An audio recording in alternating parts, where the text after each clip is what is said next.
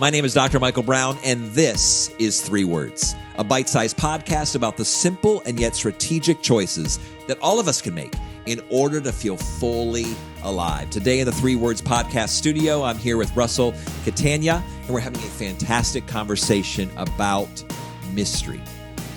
Putting control, putting the demand for certainty to the side, and talking about what does it mean to normalize the fact that we do not have all the answers and we are not guaranteed to know exactly what tomorrow holds. We could be fearful about that. We could be scared or nervous or unsettled about that reality, and yet that is our reality, particularly now in this day and age. As we think about all that's going on in our world, we don't have all the answers. And yet there's the reality that we need to accept the mystery. That's the conversation for today. Not only dispelling the fears that are attached to that idea, but also the opportunities, the fun, the spontaneity that comes from accepting mystery in life. It's a dynamic conversation. I think you'll enjoy it very much. Listen in. Russell Catania, you are no stranger to 3 Words podcast. I don't even know how many episodes we've done together, but this is your first time here in the podcast studio, the new 3 Words podcast studio. Obviously, you are a life coach with D&B Coaching. You are soon to be a physician and also on your way to becoming a cardiothoracic surgeon. Nailed it. Okay. But today, we're not talking about medicine. That's true. We're not talking about life coaching really directly. We're going to talk about these 3 words. Accept the mystery.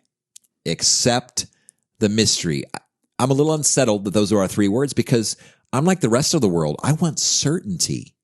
I want absolute knowledge of what tomorrow holds. Why would you suggest that we should accept mystery? Yeah, I mean, I can't blame it. Why wouldn't you want to know what was happening tomorrow? You could plan your day so well, your week so well. Yeah. You could expect that something bad was going to happen. And I think it's an interesting time to have this conversation because we are in a climate, politically and in the healthcare system where we are trying to unturn every single stone. We want to know everything about the coronavirus so we can make sure that people are staying healthy and not dying. We are trying to figure out every anticipated, next course of action for our economical system, for our world political, system. How do we connect better with other countries? How do we connect better on our own, political climate? How can we best, get answers to some of these terrible, challenging questions? And ultimately, we are spending so much time unturning these stones because we are trying to do the impossible, predict the future. And it's impossible, right? As I just said, there's no way we're going to be able to ever figure out what's happening tomorrow. I'm sorry, DMB. I'm here to break that news to you early here. I can't. I'm going to open the book. I am a planner though. So what I'm hearing is while I cannot predict the future, I can plan for the future. Yeah. But what happens is we're trying to encourage choices and planning and strategic thinking for the future. But we need to draw a line in the sand and say, you know what? I can't predict the future. There are going to be things that are unknown. Yeah. There are going to be mysteries that are forever going to be mysteries. And that's not just true on the global scale, the climate scale, the political scale, all the things you described, COVID-19. I mean, every time we think we're turning the corner, there's a new variant. It's like, wait. And 40 new questions, right? Yes. And what happens is I'm finding as I kind of tap into people's questions and concerns and even fears that it just makes us really angry. And it makes us like we have to figure it out. So are we not supposed to figure it out? Oh, yeah, absolutely not. You spend so much time trying to figure out and predict what's going to happen in your tomorrow or your next month or your next year that you kind of drop the ball on just making those simple, next best, right choices for your own life, for your family, in your workplace, and you get so worked up. And to be honest with you, I think it's in talking with people, patients, family, you name it, one of the biggest sources of anxiety that's even, driven people to, access the healthcare system because of their anxiety and their fears is the fear of what's to come. Those what ifs, how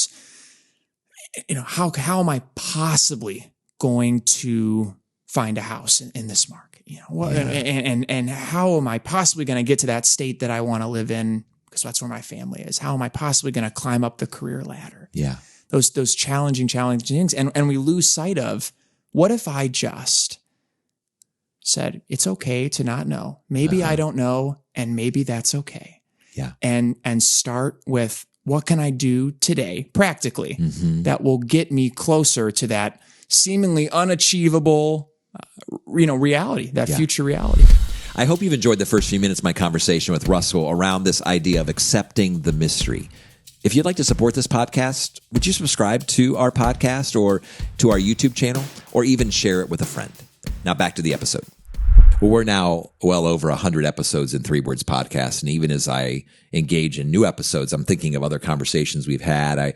Even as you shared, I'm thinking about the episode Worrying Solves Nothing. Right. That was a great episode. Don't overthink it. I mean, again, we're having these conversations on Three Words because they are topics and themes that resonate with people's hearts and they connect with people's lives. But I don't know. I just feel, I was teasing a little bit with you at the beginning of the episode, but I feel for the most part pretty comfortable with mystery. I feel for the most part pretty comfortable with the unknown. In fact, I would teach that. I would say, hey, don't spend all your time wondering about yesterday and worrying about tomorrow. Be fully present today. There's another episode. Right. Be fully present. Unless it's touching my life. Yeah. unless, because again, it's easy to talk about that theoretically. It's easy to say, well, of course we want to accept mystery. Mystery's nice and mystery's fun and, it makes it more adventurous, right? Until now that reality is right in front of my face and I really, really feel afraid or I feel concerned. Thankfully, I've not been in the hospital with COVID, but I'm guessing if I was, or I had a close family member who was, I would really not be thrilled about this idea of mystery. Well, we'll just have to see what happens. And so, but I also think, again, we're both people of faith. There's a faith component in here too, because you have to realize that the world is bigger than you, that there's a lot of things we'll never know. And are we okay with that? And you're suggesting, which is interesting because you're a scientist. It's true. I mean, I'm hoping if I'm ever laying on your table and you are doing surgery on my heart, which I don't know if that's possible, if that's an ethical problem because I'm a friend of yours. Right. But, a dear friend. Okay. A dear friend. Right. So I'm hoping that, in those moments you're like, well, we're just going to accept the mystery. No, I'm hoping you know exactly what you're going to do. Right. So there are times to accept the mystery and there's times for certainty, but I'm feeling actually pretty freed. I mean, I almost feel like I could take a deep breath because you've just kind of normalized the fact that what does it look like to live life without having all the answers? Yeah. Well, then a job well done. If I can make you feel 10 pounds lighter, I suppose I've done my job here tonight. Well, but seriously though, I mean, you came in with the 3 words, Russell. So these obviously have resonated with you. Tell me more. Yeah. And I think, we always theorize in these, first minutes of our conversation. And so I think it's really important just practically. Please. How do we practically start accepting certain mysteries? And I think you said it so well. There are some mysteries that are okay to be answered. Can you imagine if when scientists found out that cancer was because our cells grew uncontrollably, that they said, wow, we'll probably never solve that mystery.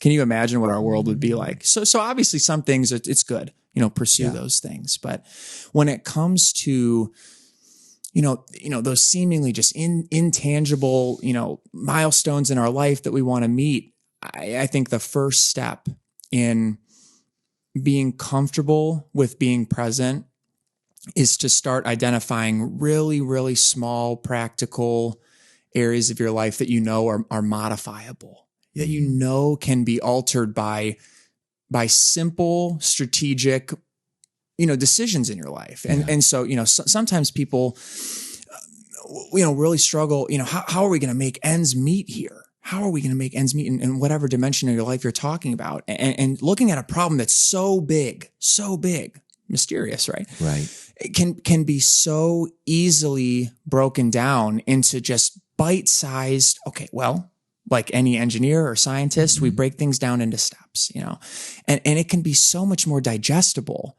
and life can be so much simpler if we start thinking about big mysteries like that. And And sometimes what we find is things that we thought were mysterious, actually, they kind of have answers, for example, you brought up that we're both people of faith, and a lot of people, wonder what's going to happen after, a cardiothoracic surgeon comes around and can't restart your heart.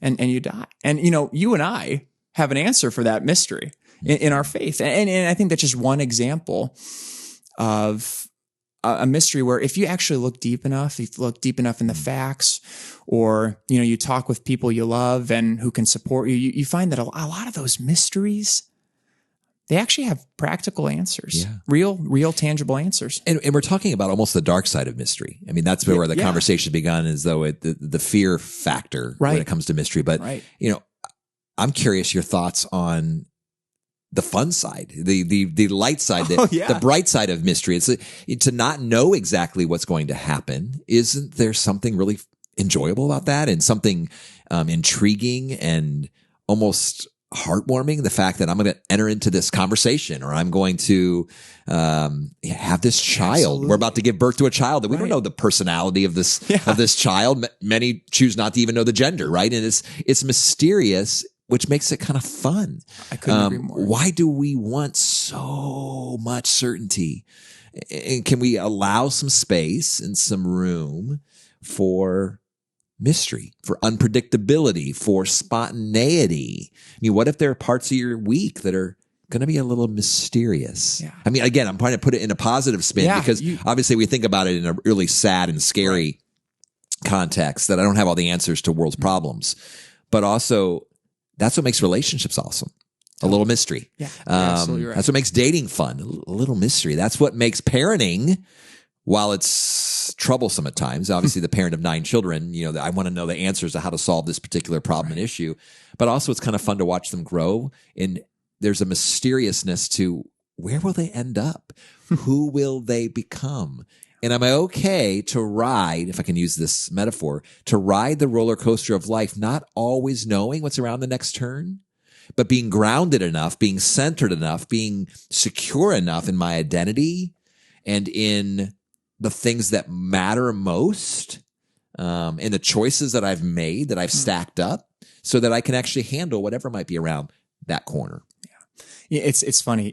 I think when my wife eventually hears this, she's someone who will claim she hates surprises, and people will often say that. But at the end of the day, there's nothing like, opening a door and seeing people you love who you didn't expect to be there for, some event. And it's so true, right? Sometimes if you leave a little bit of wiggle room in your day-to-day life for spontaneity and for variety, there's so much energy to be had there. There's so much fulfillment of those simple life pleasures that can be right around the corner if you just, throw in that random date night and, you pull out a card, who's going to pick dinner, and, that little mystery that just pulls on you to just get through, some of the harder parts of your day, because that there's going to be something super enjoyable and energizing right around the corner. And I couldn't agree with you more. I think those moments are some of if we look back on our lives that we've lived so far, those are some of the moments that we talk about most when we're introducing ourselves and getting other people to know about us around a dinner table for the first time. I couldn't agree with you more. I love that thought. Well, and at the very root of the fear of mystery, particularly in these days, and you started our conversation with COVID and political challenges and global realities and so forth, is at the very root of not being able or not being comfortable with accepting mystery are two things that we talk a lot about that we sometimes don't say out loud as human beings, but they really are at the core of what we most demand. And that is control. Oh, yeah. And certainty. Right. And even certainty is an overflow of control. Like, we want to be able to control tomorrow. Yeah. We want to be able to control, people. We like to be able to control our future and our careers. And, there's so many things and I don't want to say for the first time in human history, we're out of control, but for the first time in our lifespan, in our lifetime, we're feeling probably all these things are converging at once. There's a lot of uncertainty. Right. So this might be a timely conversation because of some people might think, we have enough mystery, right? We have enough mystery. Can we have a little more certainty? Yeah. And yet here's the point. we can't demand that. By wanting that, by demanding it, by feeling like seeking after it, we're never going to have it. Yeah. So to become comfortable in the mystery, not just accept it, but actually normalize it.